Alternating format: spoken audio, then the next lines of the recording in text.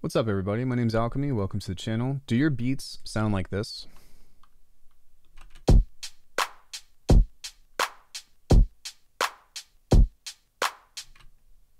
If the answer is yes, and you want to figure out how to spruce up your beats to become a lot more interesting, then stick around for this lecture masterclass thingy, because I want to give you my own take on something that I've learned when it comes into rhythm and creating beats that are actually energetic or that actually have a vibe. I think the problem with this is that while everything is in time and everything quote unquote works, it's not really interesting, and I would really have to rely on other elements in order to bring this out, to bring interest. And I think that one of the number one things that I wish that I would have had when I was making beats coming up through my 10 years of this journey that I've been on is figuring out how to write better beats and figuring out how to use the tricks that I'm going to show you today in order to create something that is a more interesting composition. So before I go on, I have Aiden, Cage, Zane, Chi, and a lot of watching Saruta's masterclasses, watching a lot of Saruta's live streams to thank them for in order to figure out how to actually get this thing done. Also, Copycat has shown me a lot of the stuff that I'm going to be showing you today, but when he gave it to me, I just don't think that I was ready for it, and I'm over here kicking myself in the butt of being like, man, I wish that I would have practiced more of what he said way back in the day. He's got a course on bassgorilla.com. Saruta and Chi both have masterclasses on musicacademy.io. So if you want more resources outside of what I'm telling you now, then yeah, you could also hit them up for lessons. So why wouldn't you if you want more resources? Now let's talk about this beat. The problem with it is that it's very robotic. Everything sounds exactly the same. This works well for trap. I don't think that this works well for this kind of music that we do here, which is halftime, hip-hoppy, Flying Lotus inspired, J Dilla inspired, Madlib. We want the swing. We want something that is going to have the key component of today, which is the groove. The groove is everything when it comes into these kinds of hip-hop beats, because if you have the groove, then everything that goes on top of it is just playing along with it. So for example, if my groove is this, which is just usually the hi-hat, don't even worry about the kick and snare, we'll talk about in a second, but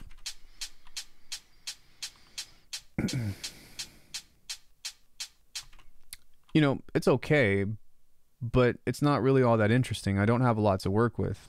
I might as well just turn on the metronome and then not have the hi-hat, right? It doesn't give us anything. So let's talk about some strategies in which to make our hi-hats and just the overall approach to beat creation a little bit more dynamic, I think. Not in the sense of volume, but in the sense of moving parts and stuff that actually shifts. Now the thing about groove is that it's all about the spaces in between each hit. It's also about having intention behind the spaces between each hit. And so what I mean by that is, you know, for one, if you have just stuff that's overlapping, so for example, just for funsies, if you've got stuff that's kind of like this, to where it's all kind of loose and all of these sounds are kind of just like here, so like a, and you've got a lot of hits that aren't really tight, I guess, if you will, then sometimes it can be hard to have really intricate motions and stuff. If you just have a kick snare pattern, then yeah, it makes sense because you're just accenting that driving beat, right? There's nothing wrong with that. I'll talk more about that in a second. But when it comes into having stuff that's like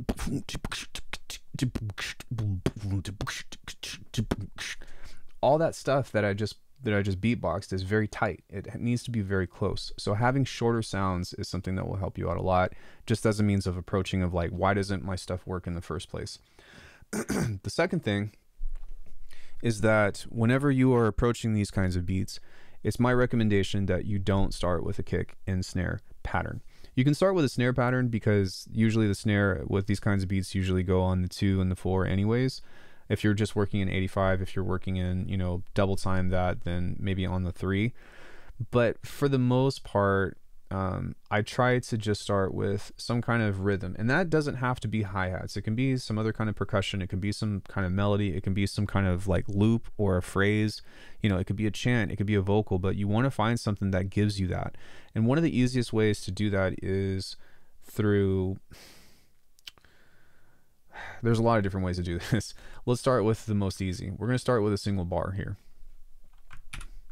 So if I solo this, one thing that we can start with is syncopation. So as opposed to having, you know, every single hit on the 16th notes or the 8th notes or whatever, what if we did something like this?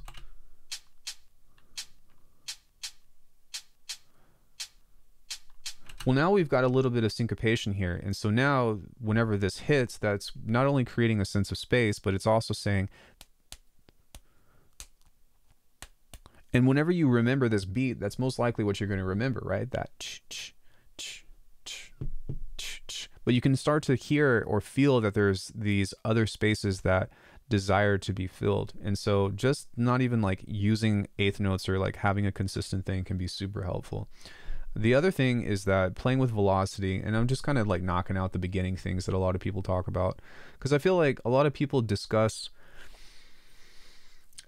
certain things about these kinds of beats and whatnot, but they usually go into like reading from Dilla time and stuff. And I want to give you a different approach that is, I don't know, just maybe a little bit more in depth of a perspective.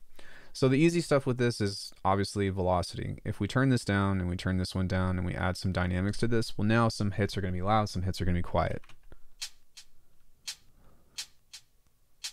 And what you can do with this is you can add, or you can tell the listener where the accent of the beat is. So if the accent is supposed to be on this off hit right here, and then on the downbeat of the 7.3, then this means that these two moments in time are going to be and serving as like an anchor point, right? Because it's da da da da da da da da da da, as opposed to something that's just the same of there's no accents there, right? So creating an accent behind this will help you, because once you start to duplicate and variate, you might want to change this. You might want to do something like this to where now you're going to add an accent perhaps here, and you're going to leave a space right here on this to showcase that we're skipping over it, and now there's an accent right there. So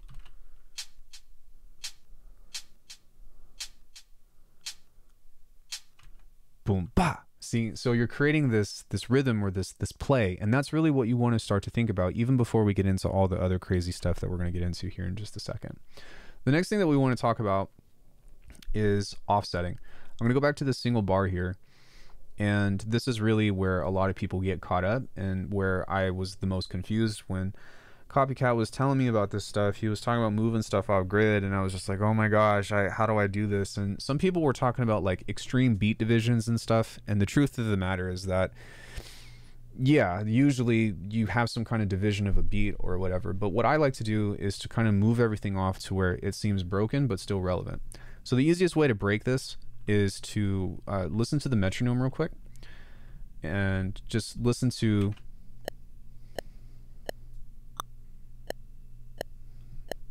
one, two, three, into the four, Snoop Dogg. No, I'm just kidding. But you hear that it's 1, 2, 3, 4. So behind that, if we add in these hats, how do we build a relationship between that tempo and what we have here? And that's where the magic is really going to come about, because if we listen to this, now what happens if we move everything a little bit late?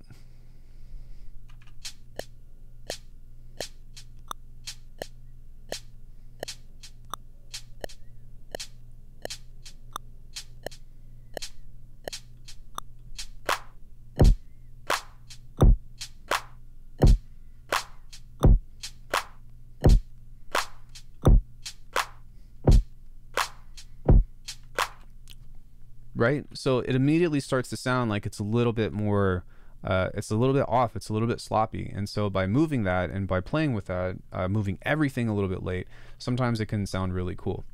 The other thing is that if you just want to do it in an easy way, you can move stuff early and late with time shift or track delay. If it's in MIDI, then you can't move stuff early. But if it's in audio, you can move it early. If it's in MIDI, you cannot move it early, but you can move everything late. So what we can do though is we can move this a little bit late, kind of like what I just did, and let's go ahead and see what happens when we play that together.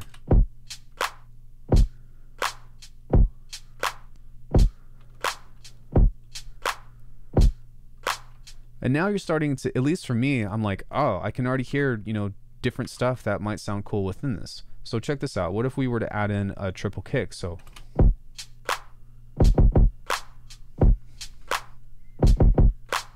right? It's starting to get a little bit more interesting now.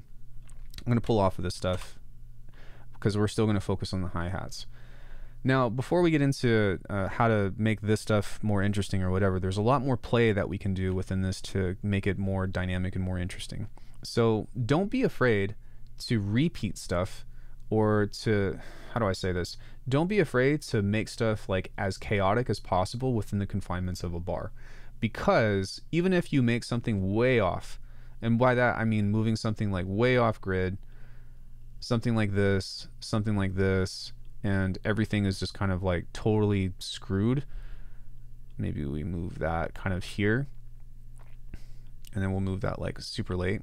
If you listen to this, it's all going to sound messed up. But the crazy thing is that because it's still a loop, because it's still confined into the measurements of a bar, it's still going to be repeatable and you can still catch on to it. So take a listen.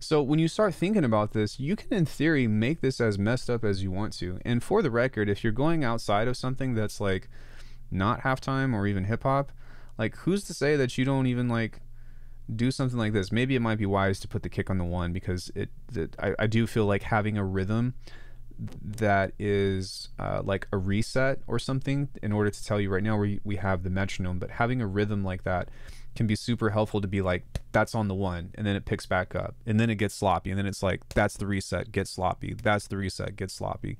And so you can absolutely do stuff like that. But if I were to do something like this, say where we put a kick off, I'm holding command, the wrong button, and then we do something like this, well, check this out.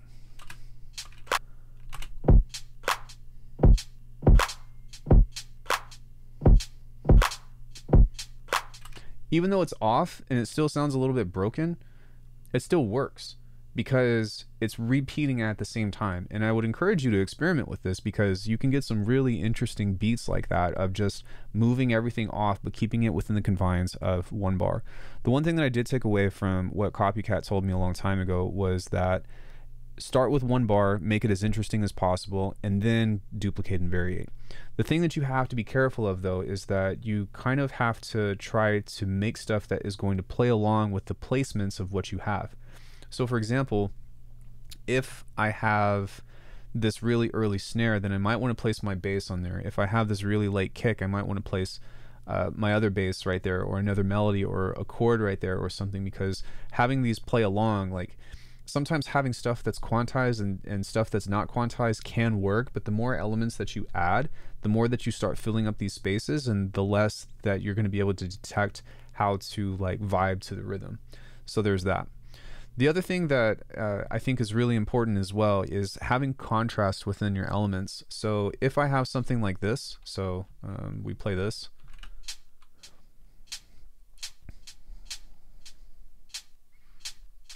Contrast can be a lot of different things.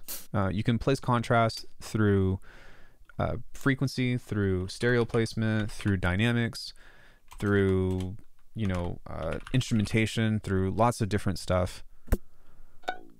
But if we have something that has a little bit of contrast, then what we can start thinking about is creating a call and response. So let's say this thing right here, I'm just going to move this back, but let's say this thing right here is consistent and quantized every time, but it's only one thing.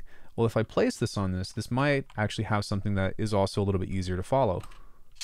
So now let's take a listen.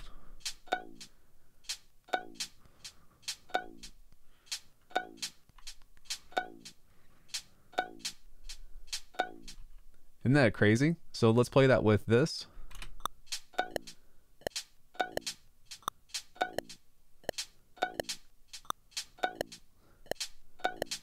That's wild.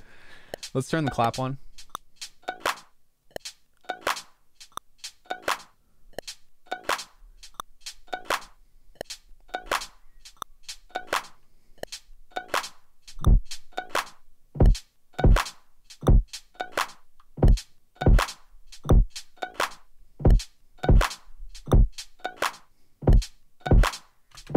So sometimes by having something that plays along with that and having contrast behind very specific elements, you can create some really interesting pieces and patterns and whatnot in order to get something that you like. And I would say that before you even get to adding, again, just to emphasize, before you even get to adding your kicks and snares and stuff, my biggest advice to you is to focus on some kind of rhythmic pattern, some kind of rhythm that is going to put you in that, oh, okay, all right. And then once you have that, it will kind of guide you along where to place some things. And that's another thing that I want to talk about is sometimes, especially if you're getting lost, like we've got this pattern here. Let me go ahead and duplicate this so that way we can A and B this.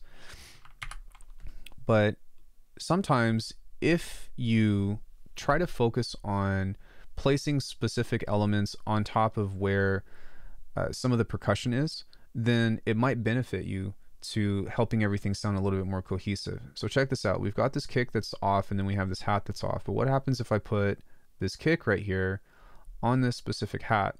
And then what happens if I maybe place this over this? So let's see how that sounds.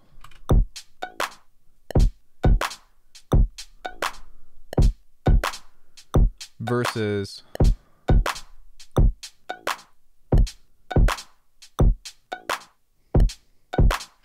and there's not really a right or wrong, but sometimes if you're kind of feeling stuck or something, then you can use that as a guide.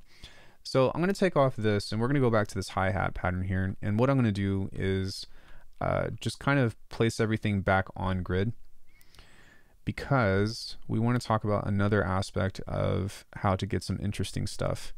So let's pretend, let me move this down here and then just turn that off. We're going to turn this off, and then we're going to turn this off. We just want to focus on this hi-hat right now. So let's pretend like we have a pattern that is on grid, right? Once you have your pattern, sometimes what we can do is we can actually manipulate the placement of the snare. And the snare can be early, it can be late, but you can, again, if you're working in audio, which is why I like to work with audio, then you can use the time shift. But if you look at this clap here, you'll notice that there's actually a few transients, 1, 2, 3, 4, right, little peaks here. So what happens if I move this a little bit early to where this clap is actually on grid, but it's only the last transient? So now, as opposed to, I guess I moved them both at the same time. Good job, Ian. Now, as opposed to just having everything hit right there on that beat, check out this.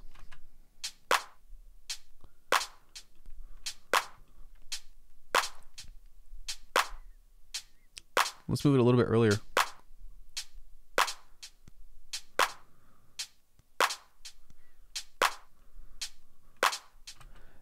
I don't know if you can tell or not, but it's moving, it's pushing the beat a little bit more forward. It's making everything kind of like press on because it's rushing to that snare. So if we have something that is like our kick pattern now, let's just go ahead and place this on the 1. Take a listen to this.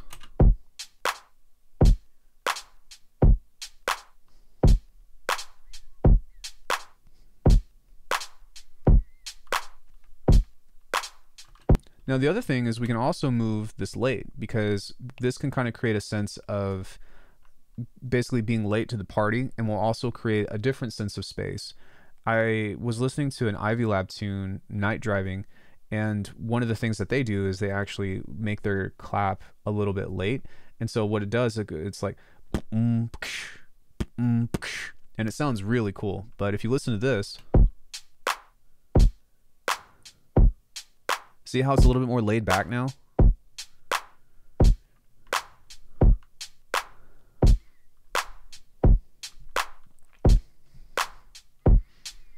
This to me sounds more of like summertime vibes, where this would be more of like, let's get into our G-funk, you know, what would you do if you could roll with me and my crew type vibes.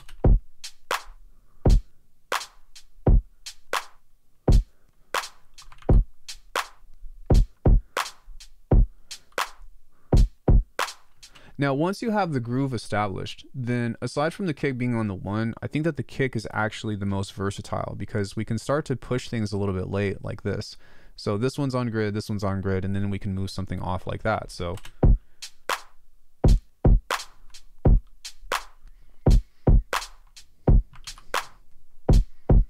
But once we've established the groove, we actually don't even have to have a kick on every one. We could leave it, or we can move it over here. Perhaps say even somewhere off like this. So now take a listen.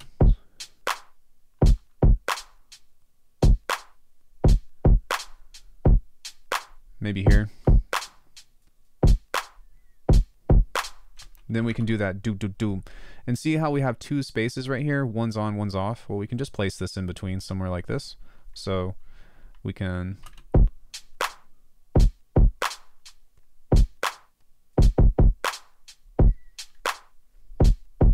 Or if you want it to be a little bit more consistent, then we can just do it like this.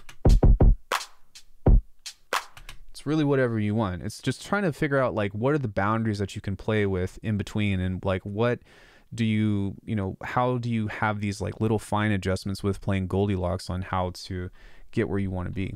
Now the other thing that we can do within this, just for funds, is let's go ahead and play with this being a little bit late now again. And then let's play with this being a little bit on time, or closer to on time, so not as much swing. And let's see how the vibe of the beat is adjusted here. So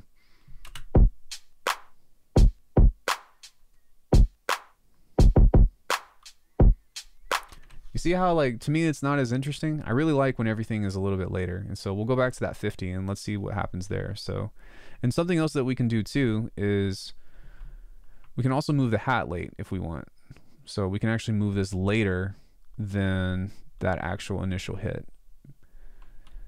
So sometimes just leaving space, right, can sometimes lead to some cool stuff. So I don't know how this is going to sound, but this is part of just the adjustments or the things that I play around with whenever I'm trying to figure something out. So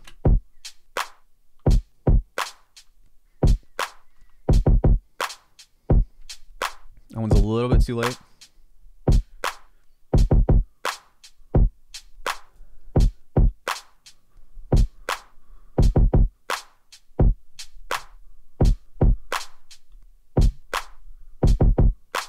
And you saw here that between this interaction of this clap and these two hats, I moved that second hat a little bit further off as well because it creates a nicer sense of space. So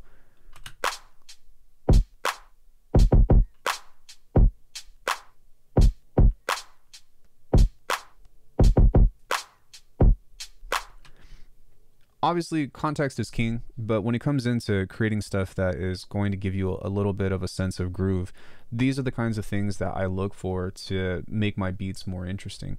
The other thing that you can do as well, which is just creating a little bit more variation, and I don't want to talk about like how to necessarily like write halftime beats or whatever, because that's not really what this is. It's just understanding the relationship of rhythm, is that you can start to do stuff to where like every other snare or something, you create a little bit of variation. So maybe behind this we can just fade this in. I guess it doesn't matter if we're just fading it, but for the sake of context, now one snare is kind of like this.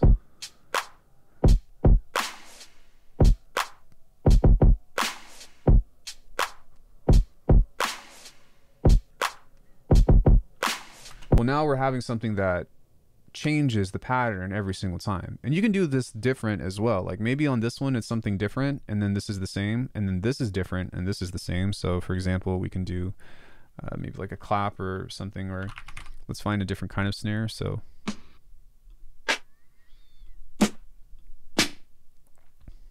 something like this. Why is there so much is there so much silence within that? But we can layer this with something. So again, we can pull off the transient of that and just fade that in. So, and we're going to kind of like go off the rail here because I'm not worried about it sounding good anymore. I'm just going to try to find something that works. And then maybe this one is different. So we've got a call and response now. The call on the clap is this. This is the response. The call changes, but the response is the same. So even when it comes into not just bass writing, but beat writing as well, you can start to create, I've said this before, but call and responses within your beat selection together. And that creates stuff that is going to, it just makes your beats like way more interesting and way more dynamic. And it makes me not have to focus so much on the sound selection. Like, yes, it is important and whatnot, but when it comes into beat writing and stuff, like if you have this sense of composition, if you have this sense of, yo, this is how you can make stuff work, it really caters towards like creating a more interesting vibe. Now, the one other thing that I wanted to show you, and this is actually exclusive to something that I've never seen anybody else do this, but this is just like other than copycat, but something that you can do as well is you can actually take this entire beat like this, and you can move everything off a bit just for a single section. So see how that kind of creates a little bit of movement as well. So sometimes that can be useful. Where I've used this is a lot more subtly, and it's actually something that I picked up from, I don't even think that Cage taught me this. It's just something that I listen for in his beats. But if you listen to something like this on a downbeat and you move everything just like this much, then what ends up happening is it sounds like it skips. We might actually need to do that a little bit more. So like in between like a 30-second beat. So check this out.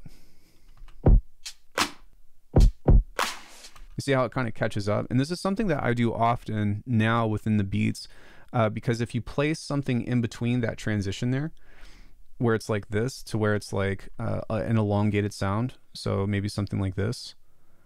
We need to make this like kind of long and then cut it off. So then you can catch the beat up and make it sound really cool to where it's like, oh crap, I'm late. And then it tries to catch itself back up. And that's a really cool thing. I did it a lot in the 30-day beat challenge. If we kind of just break something down, let me find that day 4, I believe. Check this out right here.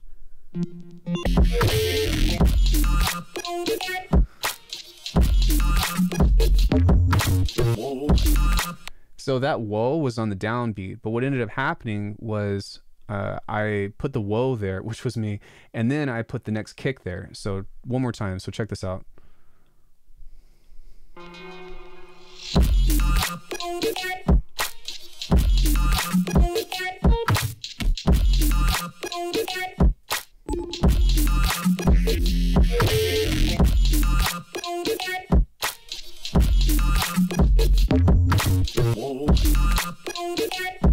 And it just catches everything back up and you pick it up right where it left off. And sometimes you can get some really interesting kind of motions and pieces from that I really like to do, because it almost seems like a glitch fill, or it's like, wait, something's supposed to be there. It's not just emptiness. It's like filling it up and then going boom, and it pulls you back in. And Aiden pulls that off so well, and you got to listen to his music to kind of really catch that. But man, it's one of my favorite things to do within my beats. So within that, we talked about moving things off grid manually. We talked about how to try to build a relationship between the different elements that you have. Starting with percussion is probably the biggest piece of advice that I can give you through this entire video. I think that, you know, obviously playing with dynamics and playing with the spaces in between everything is what's going to get you to the grooves that you want. And hopefully, even if like you don't get it right after watching this video, it's something that you can start to pay attention to whenever you listen to these beats. And I think that rather than trying to figure out these different things of, you know, like what Jay Dilla did, or what Madlib does, or what Flying Lotus does, or what, you know, people that we listen to do, it's more of a sense of what is going on. Don't like what is happening, how much space is there in between these things, and where do we approach how to start creating these different types of push and pull rhythms? Because none of this stuff is new. It's been around for like, what, 50 years? You know, I think that playing with this kind of thing within hip hop and stuff, and this is why I have such a deep appreciation for it, is really breaking the limits or the confines of stuff that is within perfect swing. And if you didn't know, perfect swing is like, you know, perfect beat divisions like triplets or quintuplets or septuplets or something. And then playing with different time signatures as well. But what this stuff does is kind of like doing that, but on a micro scale. You're moving everything. It makes it seem like it's actually being played live, or it makes it feel like it's purposefully just a little bit more broken. And this is why I think that the music that we listen to, depending on who you listen to, the music has so much humility to it, or I don't know, humanistic characteristics. And so even though this isn't, you know, the end all be all, these are just some tricks that I utilize whenever I'm talking or trying to beat right. And honestly, I'm a lot more successful at making stuff that I like just from understanding these aspects of rhythm than if I were to try to, I don't know, just be like, just try to recreate someone else's beat and figure it out for myself. And it's interesting because there's certain things that I still can't replicate. There's this tune that a buddy sent of mine that was so cool. It's like,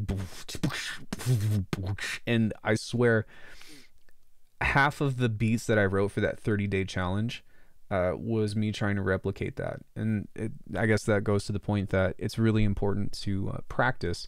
But hopefully this gives you some insight in how to write some more sloppy beats and how to start putting things together. You got to feel it. You really do. Like, I can teach you the technicalities of this, but you really have to feel it. And it's something that you have to internalize for yourself. And I think that it's within everybody, but yeah, when it comes into rhythm and groove and whatnot, like, you really got to put it in and try to vibe out with it. I will say the last piece of advice that I'll leave you with is, if you can hear it up here, but you can't do it through this or through playing or whatever, beatboxing, right?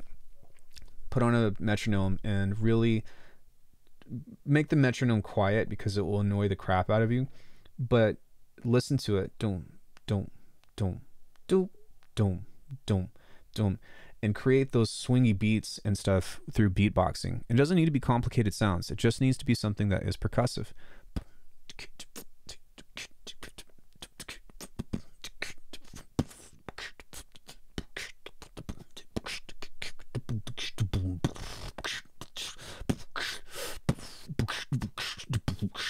Record that out, put your beats over that. That's a great way to practice. Or take a loop, take a drum loop and stretch it out. So I guess that's one other thing. That's what a lot of people do.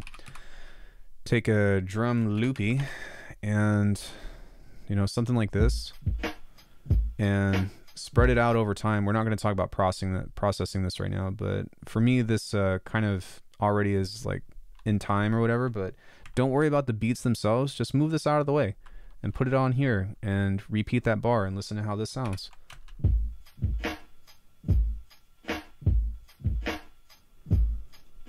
Or, you know, you can do some stretching like this as well and be like, all right.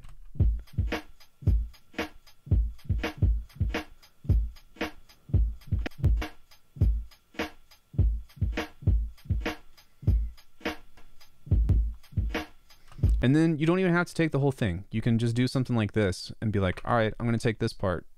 That part's cool. And now I'm just going to repeat it here. So.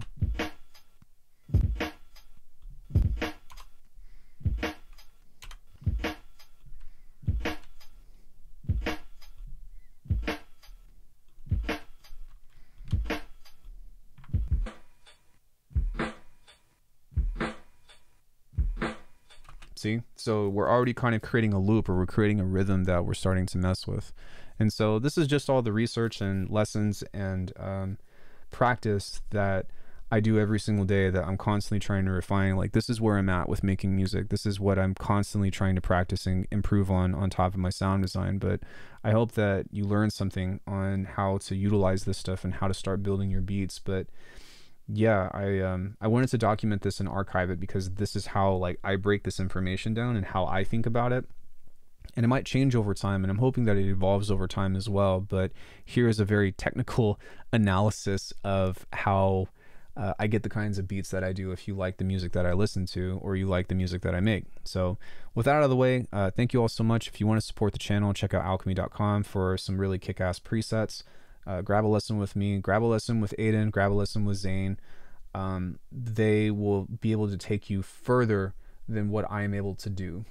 Or they'll give you a different perspective at least. So put some money in their pockets and support your, support your favorite artists, because this information is not really popular outside of, just being there with somebody that is really good at making this stuff. So anyways, much love, guys. Thank you so much. I really appreciate it. Let me know in the comments if you have any questions, and I will see you all in the next one.